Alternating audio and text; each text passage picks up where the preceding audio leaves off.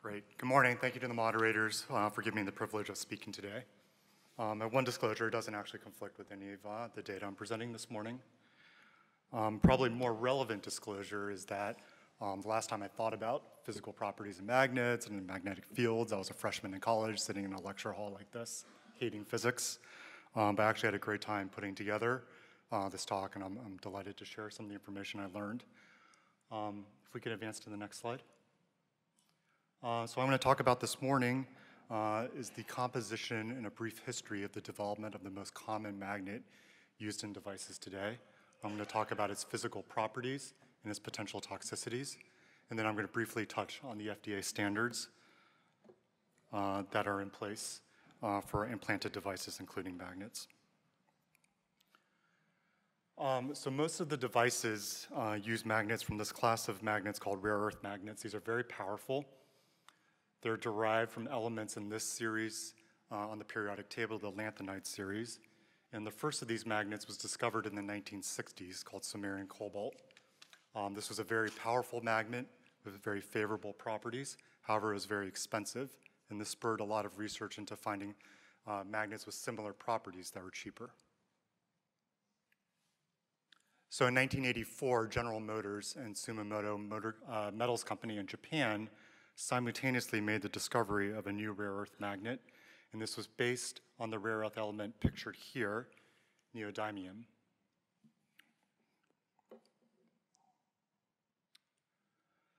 So it's actually an alloy of neodymium composed of neodymium, iron, and boron.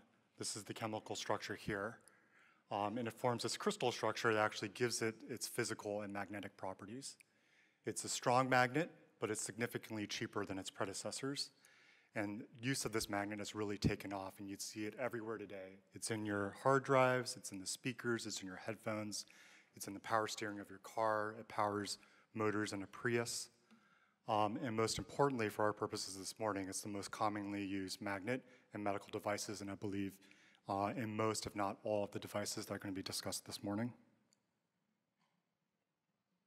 An interesting side note, given this sort of budding trade war our president's inciting with China, is that neodymium, even though it's called a rare earth element, is actually all not that rare. It's about as abundant as tin. It's just not that common in the US. And over 90% of its stores are found in China. And this was a big enough strategic concern that actually made the worldwide threat assessment of the Director of National Intelligence the fact that over 95% of rare earth elements are derived from China. So what are the properties of these neodymium magnets that make them so popular for use in medical devices? So these are the three metrics that magnets are graded by. The first one is the energy product, which basically speaks to how strong the magnet is. The next two factors speak to how well a magnet stays a magnet. So coercivity is how well it resists demagnetization in another stronger magnetic field. And then the Curie temperature is the temperature above which it loses its magnetic properties. Neodymium magnets have a very high energy product and are fairly good on a coercivity scale. As magnets go, it has a relatively low Curie temperature, but a low Curie temperature for a magnet is about 600 degrees Fahrenheit. So if you're hitting those temperatures in a patient, you probably have other things to be worrying about.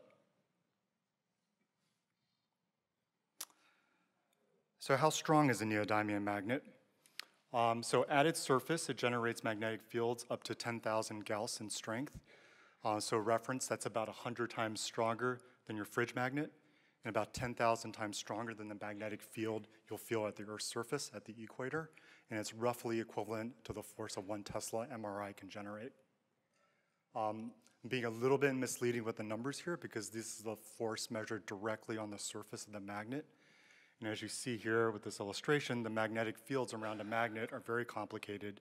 They vary depending on where you are in relation to the magnet, and it also varies depending on the shape of the magnet. This is one of these complicated equations that put me to sleep in college that describes the force between two cylindrical magnets. Just say it's really complicated. Probably a simpler way to understand this is to look at this graph, which I've taken from Dr. Harrison's publication describing the mini mover procedure, a magnet that he might talk about this morning for the treatment of pectus. And this basically shows a graph of the force measured from the magnet versus distance from the magnet. And you can see that when you're very close to the magnet, it exerts almost 5 kilograms of force. But if you even move a couple of centimeters away, that force drops exponentially and becomes just a fraction of what it was at the surface of the magnet. This is an important concept when we think about the toxicities later. Nevertheless, these neodymium magnets are still very strong, and they have the potential to cause serious injury. So for example, these buckyball toys are made of neodymium. They were really popular with kids until they started eating them and getting GI perforations. If you get in the way of two magnets coming together, you can get serious soft tissue crush injuries. You can even fracture bones. They can actually snap together with enough force that the magnet themselves splinter and form projectiles and cause eye injuries. So these are very powerful magnets. Beyond just the pure force and strength of the magnets, these magnets also have other physical toxicities. So in their pure state, they are cytotoxic. They're very toxic to tissues. They are very brittle, as I've already alluded to, and they corrode very easily upon exposure to air or any other human environment. So what's really critical for its use as a medical device is what you coat or seal these devices in. So for non-medical uses, these magnets are often coated in nickel alloys, plastics, rubbers, things like that. For medical use, you want a biocompatible inert material to coat it that doesn't leach into your body. Two of the most commonly used coatings that meet these criteria is a polymer called parylene and titanium. Parylene is a very commonly used polymer. It's used to coat a wide variety of non-magnetic medical devices, has a good track record of biocompatibility in other FDA-approved devices. It's often used to immediately coat the neodymium alloy when it's made to prevent it from getting corroded later. So for example, with the Lynx device, these magnets are parylene coated, and then subsequently, they're encased in laser welded titanium.